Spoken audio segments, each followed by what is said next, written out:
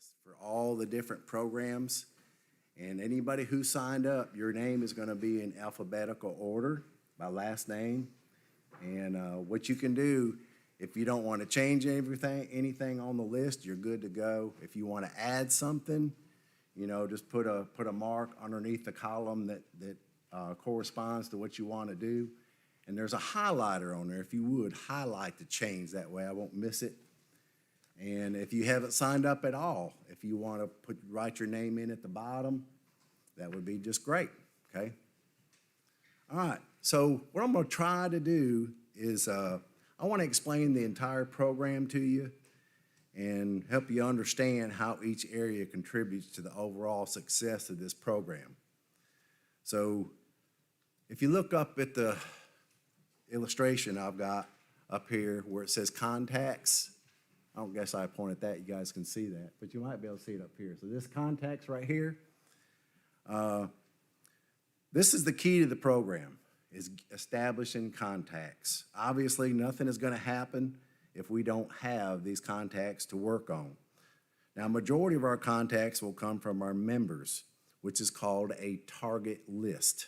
So each and every one of our members, we're going to encourage each people that they, relatives, friends, co-workers, people that they know, to submit their names to the congregation so we can start working on these people. And of course, that might be anybody that you think is a good prospect for a Bible study. So that's the majority of them where they'll come from. And then the visitor, new movers, door knocking, and community outreach and other congregational activities, they're going to provide those contacts for us. And then you go to the next section, which is going to be the prospects. Once we have the contact, what we really have to do, and Rob Whitaker, he calls this cultivating the soul. That's where the prospects come into this program. First, y'all, we have to get people's attention. We must make them aware that we love and we care for them. And it's going to require some time and it's going to require some hard work. But this is accomplished through these different things, which is composed of compassion cards, meals, service projects, in-home visits, or phone calls. And then, of course, the Lord willing is the reward is saved souls. Then we've got Bible studies, baptisms, and new converts. And consider that the keepers. Discipleship is probably one of the most neglected in the church today. So we actually have that integrated into this program, and we have some people, and David will be talking about that more. So communication, contact cards, y'all, is essential to this program. So if you look up here, this is our contact card. These cards is what really starts this whole process. They're essential to the program, and we would like for you to put as much information on them as you can. The front asks for some limited information, but what we'd like you to do is put details on the back of the card so that we have our administrators is John and Wayne. They're our administrators. So once they get your card, they're going to look at that. And they're going to put it in a big congregational list. And once they put it in that list, then they're going to actually determine what will happen next. For example, maybe this family has moved in here and maybe their dad's going to have open heart surgery. So what John and Wayne will do, they'll look at that and they'll say, okay, this person needs some cards. So they're going to contact a team to start cards going. And they may actually have somebody take them a meal after surgery. So it's important to get as much information as possible.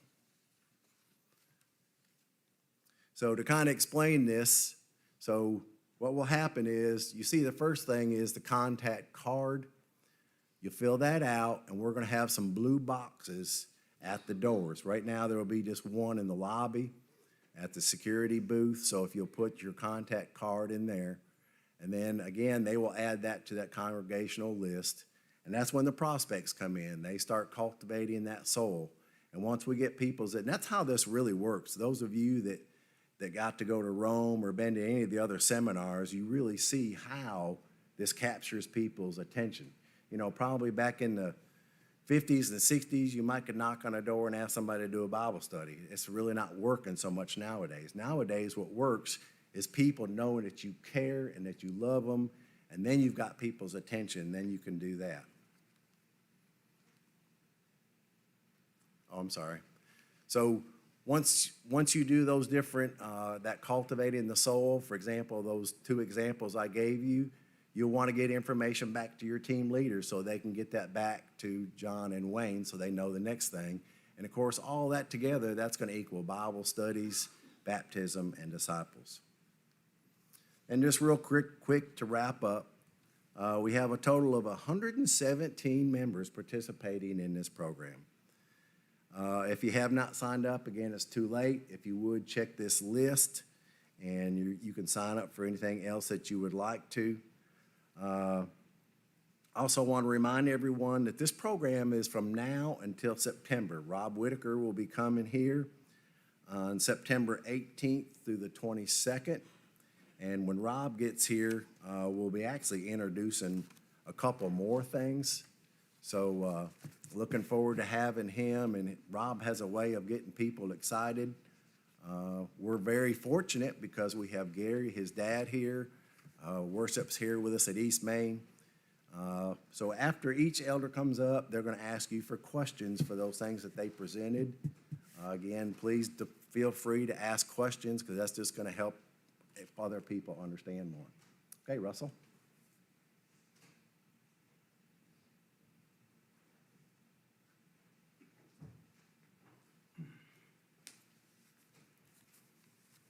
Okay, first of all, thank you for coming this afternoon and being a part of this evangelism program. My part of the evangelism program, excuse me. Okay.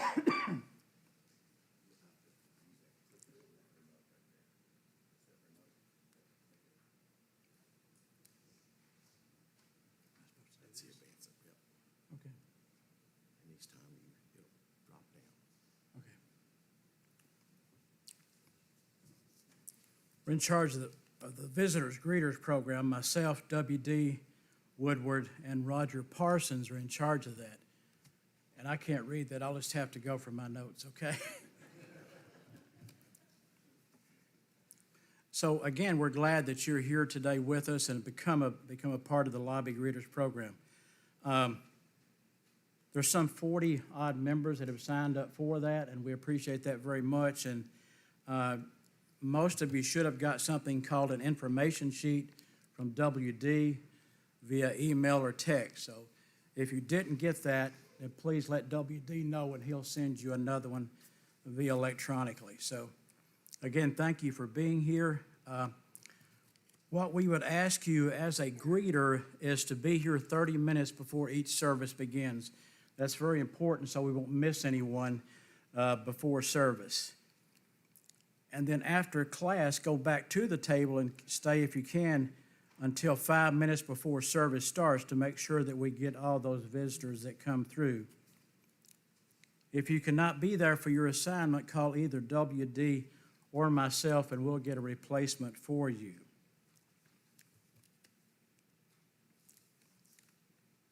And on this information sheet that was sent to you, there are some things to remember, and you can read over that. I won't go through all of these, but the important thing is to smile and be friendly.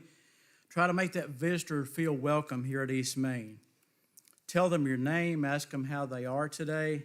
Tell them you're glad to see them. Ask them if you're from this area or somewhere else, or have you recently moved to the area.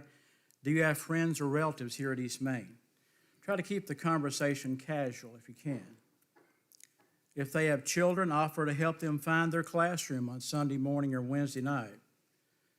And if at all possible with the married teams or the teams that have a man and woman, if you can, try to let the men talk to the men and the women talk to the women if possible. This tends to make the couple more comfortable when we do that. Obviously, there's some couples that can't do that. They're probably all men, but let's try to do that if we can.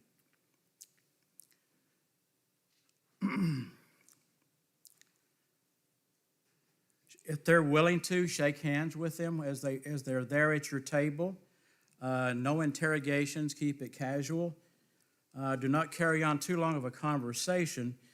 keep it brief unless that visitor wants to talk more to you while you're at that table. And just remember, and I'll repeat this in the end, you only have one chance to make a good first impression.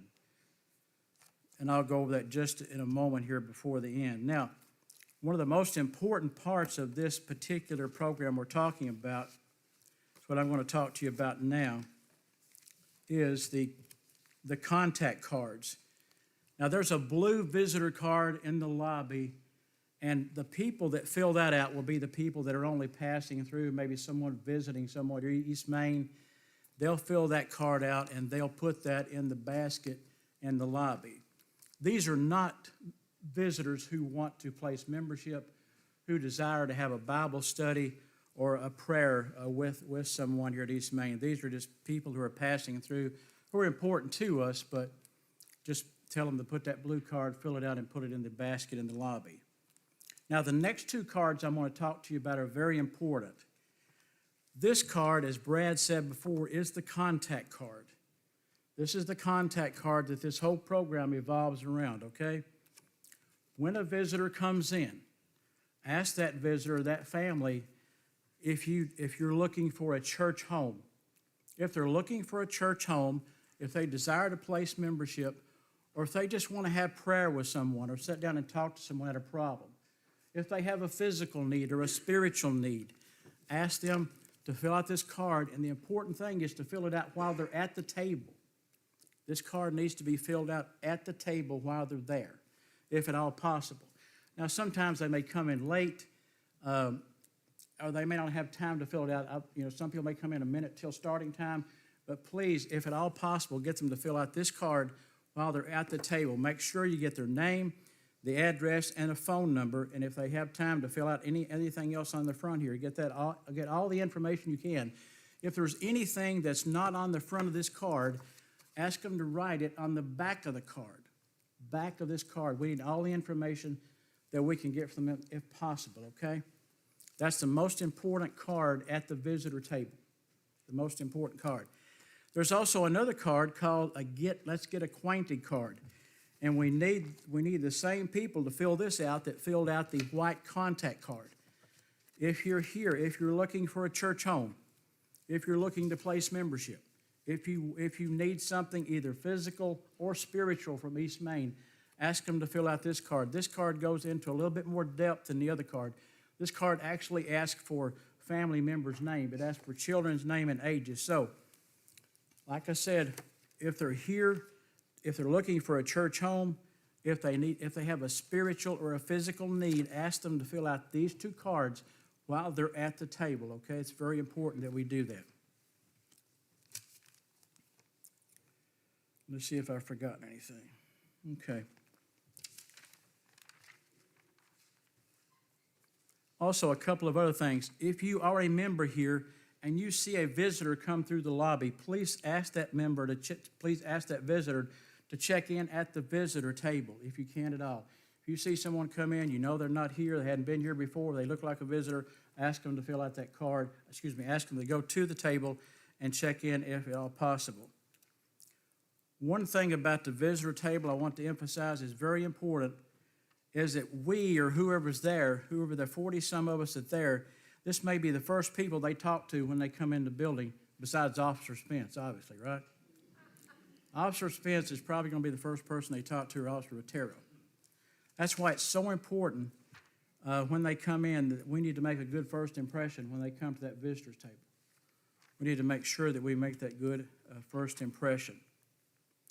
And again, if you don't have a lobby greeter information sheet, please let WD know, and he'll send that to you electronically.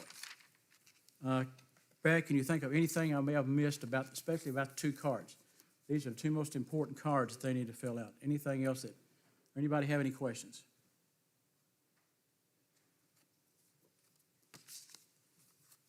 Okay. Well, obviously, we can't make anyone fill out the card, but we can ask them to give us their information. We can fill it out for them if they don't want to. But we really need to emphasize to these folks that this is so important to our program. This white card is what the program evolves around. Every single program within the evangelism program evolves around this card, this white card. That's why it's so important to get that card filled out, but also to get more information, ask them to fill out this card and leave it at the table with you while you're there, okay? Anything else? Do we make our own comments on the back if we choose to, or do we don't choose to? Well, on the back of this, well, the main thing is to get all the information from them that you can. If you have some comments that you'd like to make concerning them that you've noticed or something they may have said that they forgot to put on here, that'd be fine also.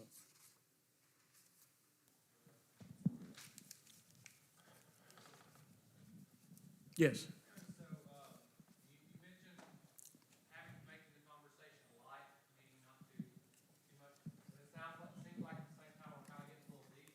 So I guess my question is, how much are we really going to prod them to get these answers, or is it more of as we are in conversation, it's brought up, we fill it out? Like, in other words, I think you mentioned if they're looking to place membership and things like that, that doesn't seem like normally what you have a person contact conversation necessarily unless they bring it up. So seems like it might be more of a, if we observe it kind of question. Well, that's a good point. I think we can bring it up casually with them, not prod them with it, but I think we can also bring it up casually. And if they say that they're looking for a church home or want to place membership, then we can go forward with this. But I think just bring it up casually and not just beat them over the head with it, but just, we do need to know if they're interested in being, in looking for a church home. A good question. Hey, Russell. So one example of what you'd want to use the back of the card for, you get somebody comes in and they've got a college student with them and they're going to go to MTSU. So that would be very important information so we can get that to Seth Ferguson. So you'd want to write something about them, that they're going to MTSU, and of course that would flag that to go to Seth. So the front of the card is really just information, name, address, phone number, but the details is not on there. So as much as you can give John and Wayne, that will really help. Absolutely. Thank you for bringing it up, Brad. It is a good way to get information about college students also. And I want to thank Marzie and WD, especially Marzie, for decorating the table out there. That's kind of an eye catcher when they come in. Hopefully that will draw people to that table as they come in. So thank you for doing that. Any other questions or comments? And all the greeters have name tags that we made and stuff that are magnetic, so. Right. Marzie and WD did fix up name tags for all the people who were part of the lobby greeter program. So, anything else? Okay, thank you. While they're changing speakers, I just want to remind everyone this is being live streamed, so if you have a comment or a question, wait for the microphone so the people at home can hear it. Again, I want to thank you for being here. I want to thank you for volunteering to be a part of our evangelistic effort as we strive to increase help strive the Lord's kingdom. Would you put the whole, okay, yeah. But anyway, thank you all for being here and being a part of this. I have 4 areas of our program that I want to briefly describe this afternoon. First of all is compassion cards. John, could you put that whole screen, there you go, because I may be out of order, but anyway, you can see the information up there too. So anyway, we have approximately 85 volunteers. Again, thank you for being a part of this. We'll have 4 teams, and the 4 team leaders or captains, if you will, are Tim Hayes, Jeremy Jones, Jerry Osteen, and Mike Raines, and special thanks to those guys. The cards we're talking about, compassion cards, will be prepared from the contacts that we receive. We'll get contacts, their address, and that info will be given to the team leaders, captains, by the administrators, John and Wayne. Each team will meet once per month, so this is not going to be an every week thing, but once per month. And it's been suggested to meet on Sunday afternoons before evening service. And that appears to be what's working well with other congregations that are using this program. Meet about, I don't know, 5 o'clock, whatever the captains, leaders, whatever you agree on what time to meet. But it appears that Sunday afternoon would be a good time before services. Cards will be prepared by type. We will have sympathy cards at times, sick, get well cards, visitors to services, just as Russell was talking about. Contacts will be created there and will go to our card system. We'll have, may have thank you cards and thinking of you cards. So we've got several cards that will be prepared, envelopes addressed, stamped. We'll have stamps down there and given to our office for mailing. So the East Main office will mail all these cards. The initial plan, and that's subject to change, is a lot of this is, to be quite frank, is minimum 5 cards to each person we send a card to. We may send more at times. I don't know, but that'll be a judgment call. Room number 19 in the basement is prepared already. We've got a card rack up there with different types of cards that are waiting. We've got tables set up. We have pens and we have stamps down there. So the room is yeah. There's a good-looking guy standing in that picture. I don't know who he is. Yeah, with a yellow hat on. So anyway, it looks pretty good, I think, you know. Brad helped me, as a matter of fact, and so it's set up and ready to go. So I have team lists up front for the leaders to pick up after our meeting is concluded. So I got the next area, moving on to meals. John? We have approximately 64 volunteers signed up. Thank you, ladies, and John, for being involved in this. John likes to cook, as y'all may already know. We're going to have four teams. I say rotate each week. No, they're not going to rotate each week. That's a bad. Ignore that, and I'll explain in just a minute. In a minute. But first of all, I've had a couple of questions about meals already. First of all, we are not going to go out into the Murfreesboro community and offer cooking and meals to everybody we meet. We're not going to be a catering service, okay? So don't worry that we're going to be feeding the whole city. It'd be nice if we could, but we don't plan on doing that. We will, though, as we make visits, have Bible studies, make contacts with some who really need help. You know, some that in the family there may be someone going into surgery, and whatever the case may be, and y'all know what the cases are, but we will do our best to help these people as we come in contact with them. We may cook for some, and we may take some food out of the pantry also. So it's a combination of cooking and pantry as we see the circumstance. Secondly, I want to emphasize that this Meal Assist program is not connected to our existing program of cooking here at East Main, as we cook for funerals and sickness and so on. It's not connected in any way to that present system. Now, as we find those who really need our help, we have 4 teams who are going to assist in this endeavor. Debbie Eisenberg, my wife, is going to be the overall coordinator, and we'll have 4 teams. And the leaders of those 4 teams are John Mitchell, he will have a team. Francis Taylor and Christy will have another team. Dolores Morris, another team, and then Kathy Owens. And our administrator will give contact names to Debbie, who will give to teams in numerical incidents. So the teams will take them numerically in order so that everyone will hopefully be involved more so. Team 1 will take the first name, Team 2 will take the second name, and so on. So again, thanks to our ladies and John for heading up these teams. And again, the four teams are available for the leaders after the meeting.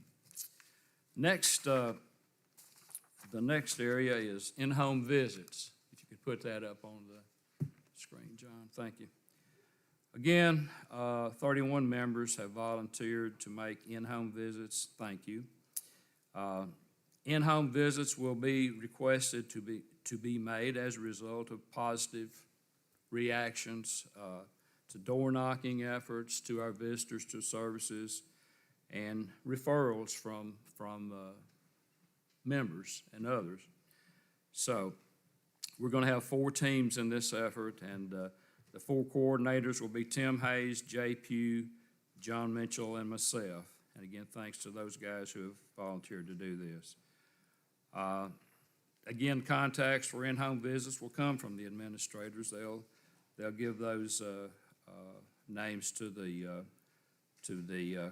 leaders, the captains, and visits will be distributed to the teams on an equitable basis. I say equitable, I say it'd probably be a numerical sequence, pretty much as I've indicated for the meals program.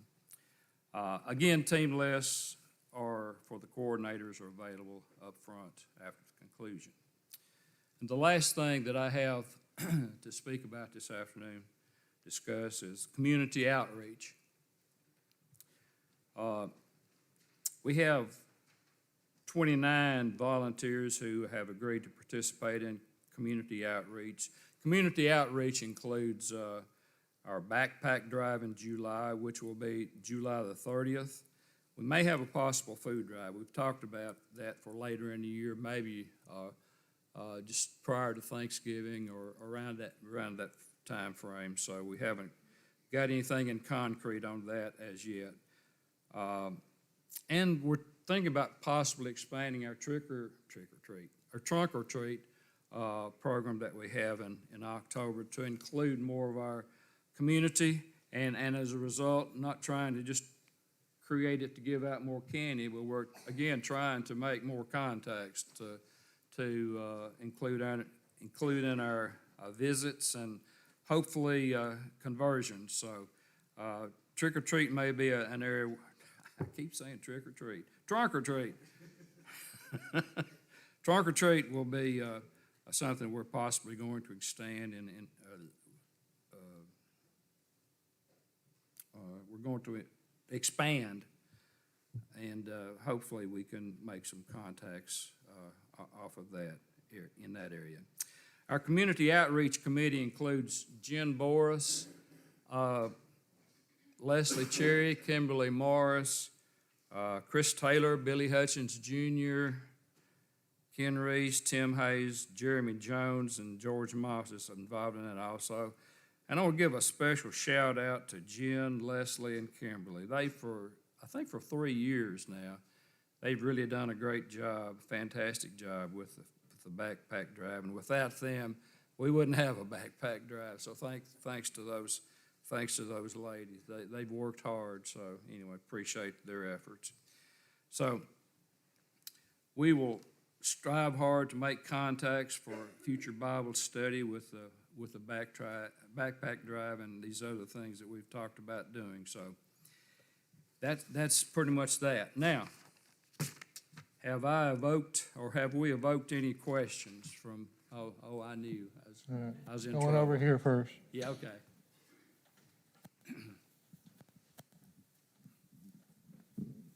Is the different compassion cards, are the ones in the lobby among members and their relatives? And is compassion cards like Yes. contacts from the community? Yes, those cards in the lobby are basically for congregational purposes, if you will. So that they are missionaries, the sick of the congregation, and yes, it is. So I was going to say something. I forgot what I was going to say. Go ahead, Philip. I'm sorry.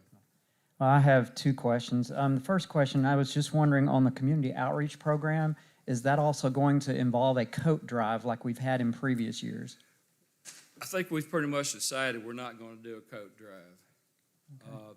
It didn't have the results that we had hoped for. And I think we're going to do one thing and try to do it well. Yeah. The second question I had was in regards to the in-home visits. Okay. I know we're, I guess, kind of coming out of COVID, but it seems like there's always more cases and all.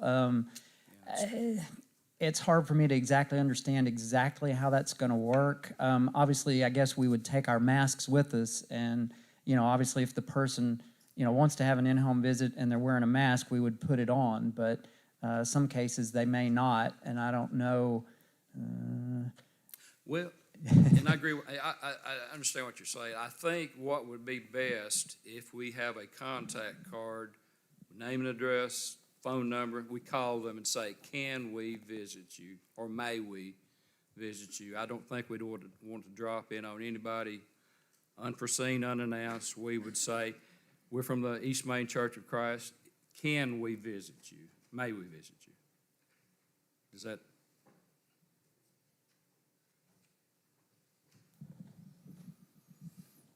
Liz? I was wondering, on the cost of the meals, is there any way that people could, from our church, could donate to help with the cost of the meals? I'm sure that we could have a fund somewhere to help with that. I don't think that's a problem. Cooking can be expensive, and I don't think we can afford to feed the whole city of Murfreesboro, So anyway, we're going to try to do the best we can with the people that we need to feed. So, but I think we can help out in that area. Any other Mark. questions? Deputy. On the compassion cards, you said 5 cards, so To the same individual. that's what I don't know if I. that's my question as far as somebody getting blitzed with 5 cards. Well, I let me would say this, I would WD. never come here again. I'll just be frank Let me with say you. this, If I WD. visited one time and got 5 cards, I'd say you're filling up my mailbox with junk mail. I'm going to tell you, WD, some of the other congregations are sending 15 to 20 cards per individual. I won't go there We either. felt like 5 would be a very conservative manner. Now, I kind of disagree with you there, okay. WD. I'm going to be honest with you. We'll I understand that we don't want to blitz anybody, but if I was really down and out, sick, whatever, I don't think 5 cards would be too many. I'm talking as someone visiting at East Main, looking around for a church home. If I got Okay. 5 cards. So those that have attended one of these seminars with Rob Whitaker, and we got Gary here, he can speak to this too. Y'all, these are proven programs that work. Those of us that went to Rome and so on, we've talked to some of these other congregations. I've talked to 3 different congregations that's doing the cards, and these, their father's going to have heart surgery, and they get cards for a couple weeks. So they got 20 cards. They're tickled to death. They're so pleased. They're just, man, I'm going back to East Main. These people care about me, and this is what's actually happening wherever Rob has been, and these congregations are doing it. Sure, there's going to be a few people. It's going to be different. There's going to be a WD in there. But really, in general, this program, y'all, it's already proven. It's already working. Anything you want to add, Gary?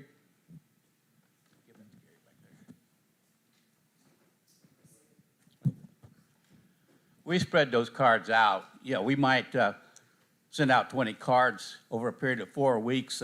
They may get 5 cards a day. Mm-hmm. But these are non-members that are local, that are looking for a church home or a church or have a religious desire that we hope to fill. And so we want to cultivate that, and especially if there's a special situation for sickness or just to show them that we care about them. And it has been very, very effective. So There may be a happy medium between 5 and 20. I don't know. We'll work on that and analyze that as we go along. So anyhow, any other questions? Okay, well, thank you.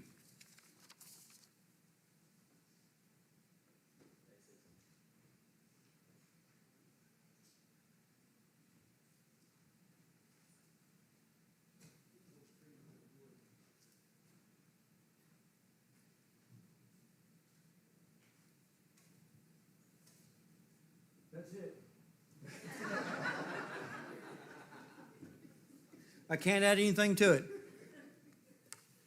I will, I'm speaking on behalf of the eldership too. I know I speak for all of them, that it's so encouraging to have this many people to be involved in this evangelism program. We oftentimes say that it benefits the people that were going out and knocking on those doors, et cetera, but those people that are knocking on the doors, the members of the East Main, are benefiting also, and I've seen that the last time we had door knocking. Anyway, I got 35 volunteers. The coordinators will be Philip Lester, Wayne Liggett, and Billy Hutchins.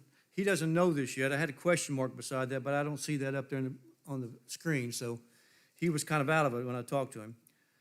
We are going to the door knocking campaign for those that were involved in the October the 2nd door knocking campaign.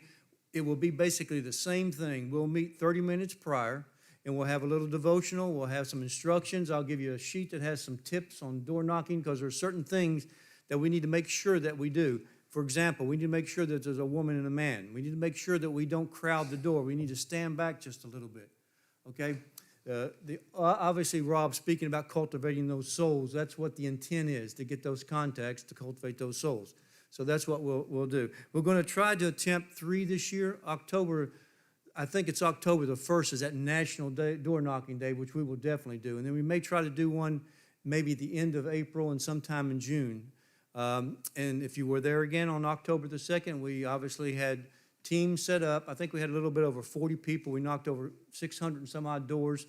We'll have a map of Murfreesboro. We'll try not to duplicate the same areas that we had done in the past. We'll try to do new areas. But I won't say that we won't go back to those same areas and knock on those doors again 6 months later. But that's basically what we'll do.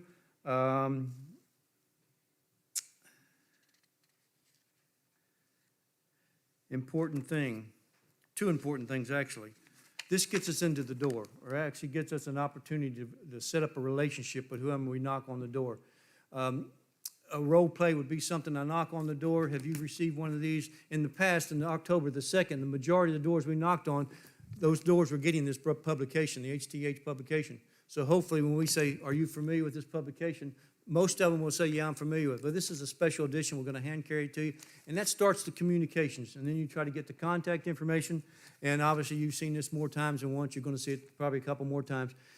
If you can't get contact information, please write on the back things like, this person was a college student, this person lives alone, this person was having some medical issues, et cetera. They may not want to give you all this information. But you may ask them, if nothing else, just to get their name and address so that we can send them a card or something. The door knocking will begin a lot of that contact information for those groups and areas we just discussed. Very simple, 3 times a year, and I'll need everyone in this auditorium to be able to knock doors. Sounds good. Any questions? There's got to be a question on door knocking, because I know people come and ask me those. Did I do that good of a job? I did a good job? Hunter?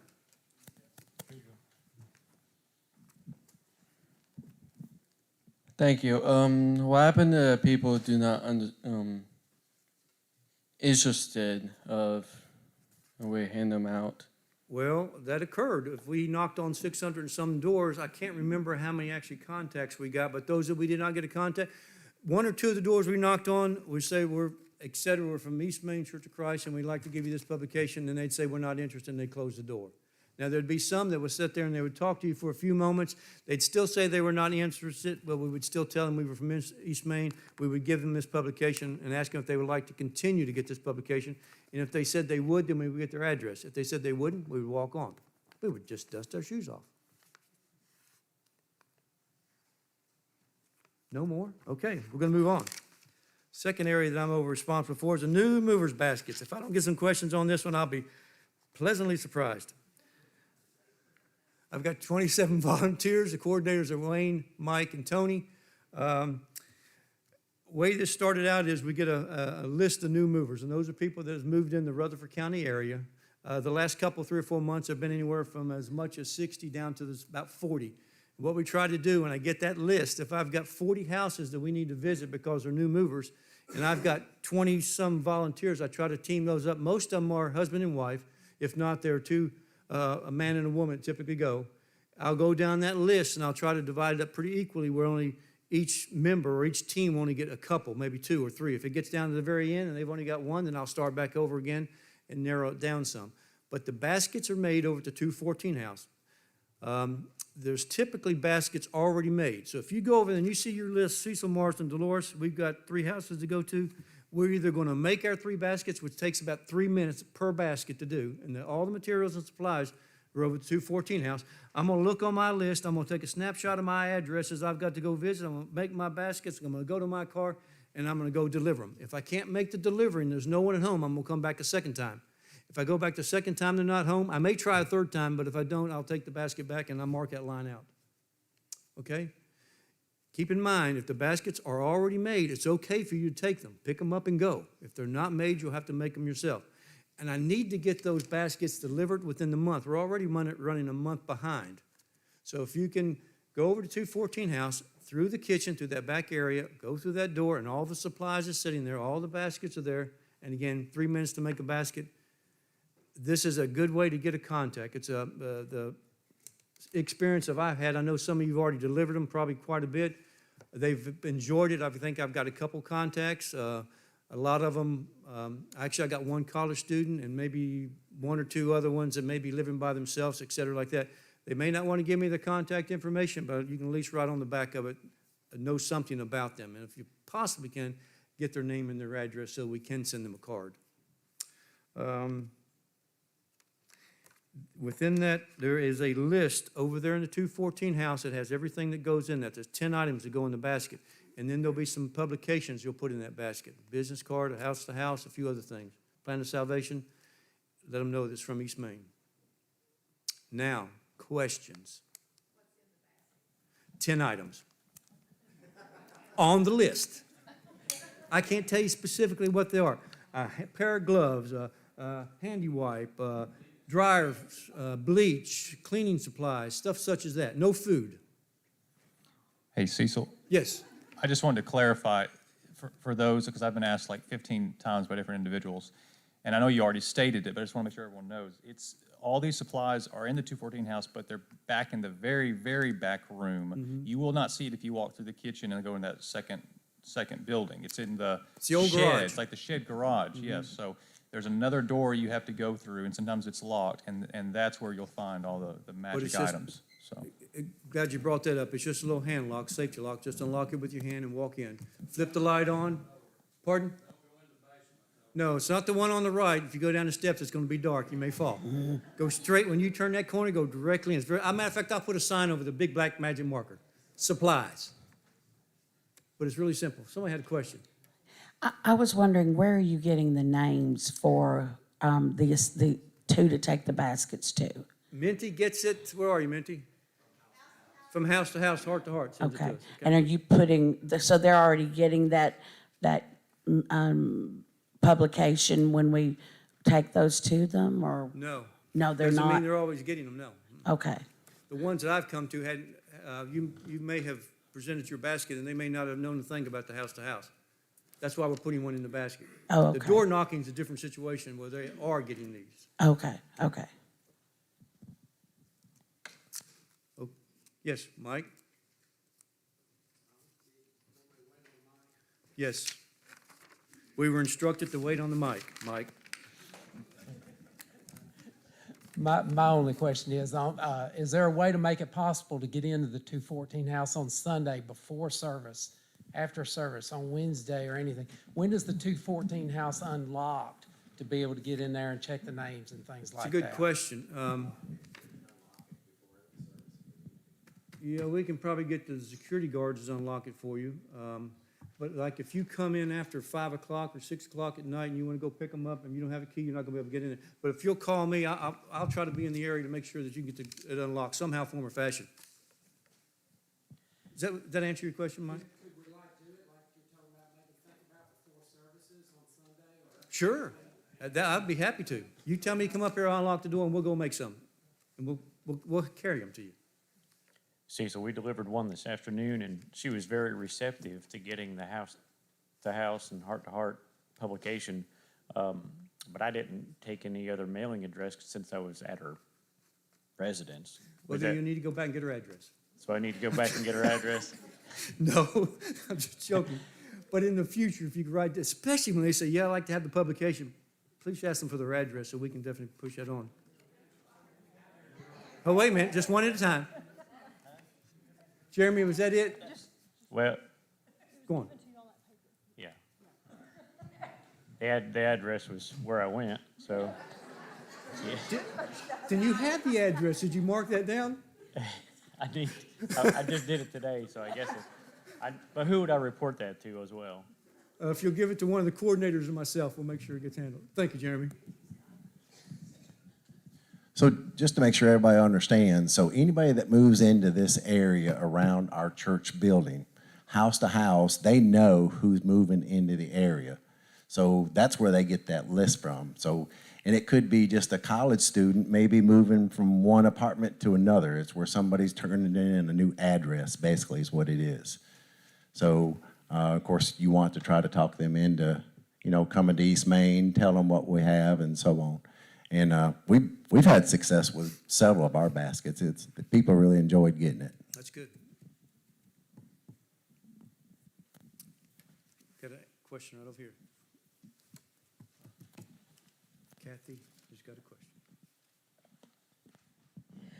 What did you say to do with the baskets if we made 2 visits and they were not at home? I would attempt a third time. If it's not, just Okay. put it back in the 214 We don't house. leave it on their porch? No, I would not do that. He said to leave it on the porch. Well, we'll have to discuss that because, pardon? But in some of those apartment complexes, I thought about that. If I go up there, there's 15 doors right there, and I put it on one door, and I want this person to get it because of new movers, I guarantee somebody walking down the hall is going to take it. I didn't do it. So We've we'll delivered discuss that further. to homes, but they've been at home, but if they had not been there, we could have left it on their porch. Well, if it's a home, an individual home, I'd probably be okay with that. But if it's going to be an apartment complex, I got to think twice about it. Any other questions? Do what? If that's it, thank you very much. Oh, I'm sorry. Got one more.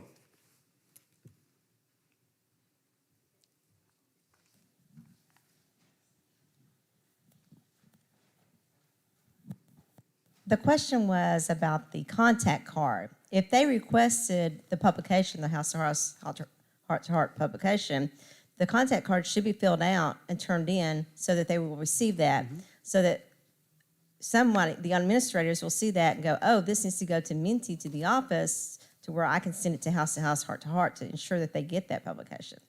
Yep. Agreed. And also Minty said that the baskets were like $10. So if we did leave it at the door, leave it hanging on their door handle, probably, if somebody else does get it and it gets the house-to-house, heart-to-heart. Then I'll leave the house-to-house for them. How's that? So that would be something that they could look at even though they took it off somebody's door. Exactly. I'm a little tighter than that, sorry. Hey, so the contact card is where exactly? Is that in that material you get from over there? You should be, we're not putting that in the baskets now. There'll be some that you'll have to get and carry yourself. Okay? Also, did you have a December new mover list? I do, but I hadn't put it out since a lot of them have still not been delivered. Okay. So if any of you guys have your name on that list, please check the 214 house. I'll go and unlock it. Okay, thank you.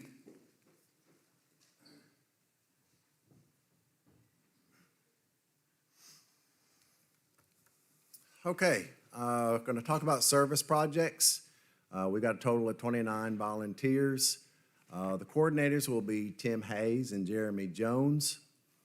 After contact is made, that's our opportunity, y'all, to get their attention, to let them know that we care about them and to serve and let them know. And again, that's what we call cultivating the soul. So some examples would be mowing yards, cleaning out gutters, some small home repairs, running errands for people, taking folks to doctor appointments. So there's not going to be any real teams. So Tim and Jeremy and I, we'll try, if you signed up for that, we're going to try to understand what you can do. Like Wayne Liggett, he can fix anything. So Wayne, we might send him over to do a minor house repair, whereas we might send several others over just to clean out some gutters and so on. So it's really going to depend on what the work is. But we'll be calling you if you sign up for one of those things. If you haven't signed up, please sign up, because really, I mean, you think about it, just taking people to a doctor appointment, picking up a prescription for them, any of us can do that as long as we can drive. And of course, again, communication, whatever you got done, need to get that back to Tim or Jeremy and I, so we can get that back to Wayne and John. On the Bible studies, we have 32 volunteers. Now, some of those volunteers are people who haven't studied before, but they said, hey, I'm interested, I'd like to learn how. So we gave them that kit. That's the kit up there in the top right-hand corner. And in that kit is a DVD, and Rob is actually doing a Bible study with some folks. It's a great way to learn to do a Bible study. So if you haven't done it and you want to learn, please sign up, because you can actually watch that DVD and you can go through your Bible sitting there at your desk. You can stop it, you can pause it, and you can write down different notes and stuff on your sheet. Works out really good. Our coordinators will be Tim Hayes and Tony Summer. Several things that we'll be doing. We'll make sure that there's Bible study material that's available. Again, it's an opportunity to learn to do Bible study. So once you go through and you listen to that DVD, you think you're ready, let us know, and we'll pair you up with somebody. For example, if Tim Hayes is doing a Bible study with somebody, you can go with him and be his silent partner.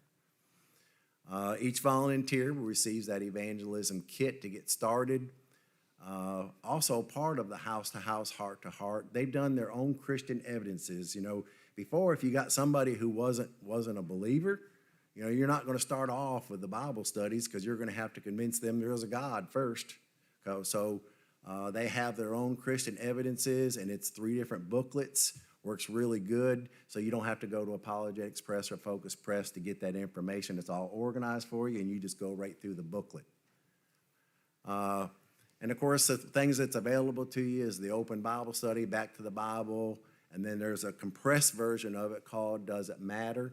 And those are provided for each of you to use as a teaching tool.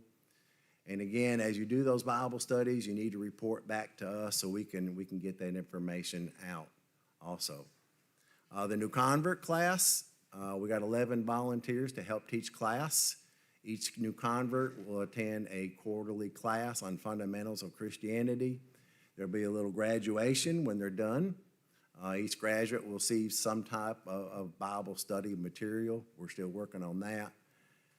And last is training. So what this is, if you haven't signed up for this and you want to learn more, this is an opportunity to learn more about sharing the gospel with other people. So what we'll do, I'll make sure that East Main is informed of any opportunities and things that's going on. So we'll coordinate the attendees that are going to those different seminars and so on. There'll be some annual training. There'll be some local campaigns that you can attend. There's also some advanced training if you're interested in those. And we'll sure love to get any more volunteers for anybody. What about questions? Service projects, Bible studies, new convert, or training? Brad? Yes. One thing I'll just add to it is that if you are interested in learning more about having Bible studies with others, just keep next Sunday morning. I'm preaching sermons for several weeks that have with topics that will probably come up when you're trying to convert the lost. It would be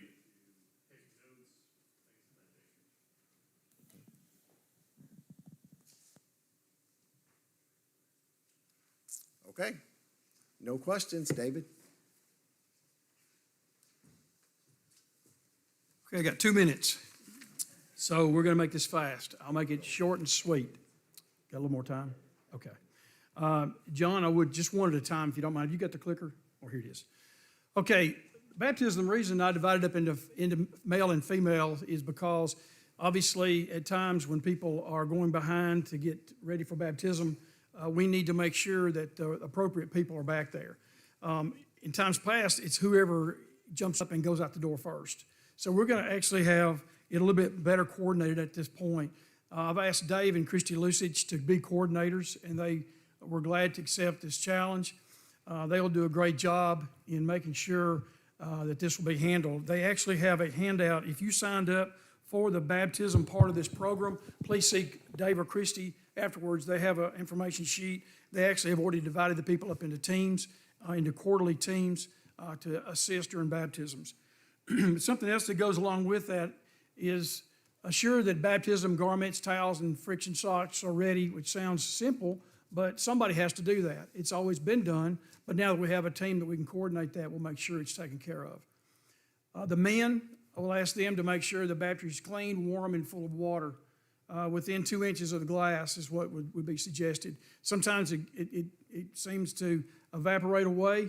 We baptized a couple of people, and literally John had to put them on their knees and baptize them backwards. So we've got to make sure there's enough water in there so it's not inconvenient for people. There's really no excuse for us to not have that. So that will be something that Dave and Christy will make sure is handled. They also will be sharing this with the other group that I'm in charge of. We want to make sure that people on this committee are sure that they are introduced to the congregation. How many times have you seen a new convert or a new member sit by themselves? Maybe they're a single parent or someone, and they seem to always sit by themselves. We want to make sure they feel part of the family. So that'll be part of their responsibility. And another thing is we want to make sure that each of them receive a Bible with their name monogrammed on their cover, and we're going to give them a choice. Instead of just sending them a King James Version, they may have already studied the American Standard Version or the New American Standard Version. So they'll pick one of these 4 versions, and whatever team Dave and Christy asked to handle that, whatever quarter it is, we'll make sure they'll get that information, contact Minty, and she'll make sure those are ordered. And then there's a book that we give out. It's called Now That I'm a Member. It actually has a baptismal certificate that is torn out that can be given to them, and we're going to ask that committee to make sure that all the elders have the opportunity to sign that. I'm going to keep moving along. We'll get questions at the very end. I think the most important thing that we may have overlooked in the past at East Main, not intentionally, is discipleship. We have someone that's converted to Christ, and we don't hold their hand like we should. We don't make sure that they're steadfast. So I've asked Chris and Tisha Taylor to handle this program. We only have 11 people that signed up to this. If you would like to help in this regard after hearing what it entails, please let me know, because we really could use more. What we're wanting somebody to do is just to be a mentor. That's what it boils down to. We need enough ladies to mentor ladies, whether they're young ladies or older ladies or middle-aged ladies, that we just see there's a need. They may not even be new members. They may not even be people that have just become members of the Lord's church. But this group of people that have volunteered see a need in assigning someone to work with that person. They also want to make sure that this person is introduced to the congregation. That would be part of this responsibility. And then follow 2 Timothy chapter 2, verse 2. Commit these to faithful men who will be able to teach others also. It's our responsibility to help those people, to train them to be able to teach others as well. That will be part of their discipleship program. Teach them to study and pray every day. And this might be one of the most important, is help them build relationships at East Main. Show them how they can serve at East Main. Get them involved as quickly as possible after they're converted. I talk fast. Any questions that anybody might have? If not, I'll remind you again, if you have any questions in regards to any of this, please see Dave or Christy Lusich for the baptism, and see Chris and Tisha Taylor regarding discipleship. And if you would like to sign up for discipleship, we can sure use some more help. Thank you. I'm sorry. Brad asked, do you want me to lead the closing prayer, Brad? Everyone, please bow their heads. We'll have a closing prayer. Our kind, gracious Heavenly Father, we're so thankful for this day, and we're thankful for the opportunities that you present before us. We know possibly in times past we let those opportunities pass, but we know, Father, because of your love, that you're giving us more opportunities in the future to build your kingdom is the way it should be built. Let us all be a good example one to another. Let us work hard. Let us work hard to make sure that souls we come in contact certainly have an opportunity to live eternally with thee. We pray all these things in your Son's name. Amen.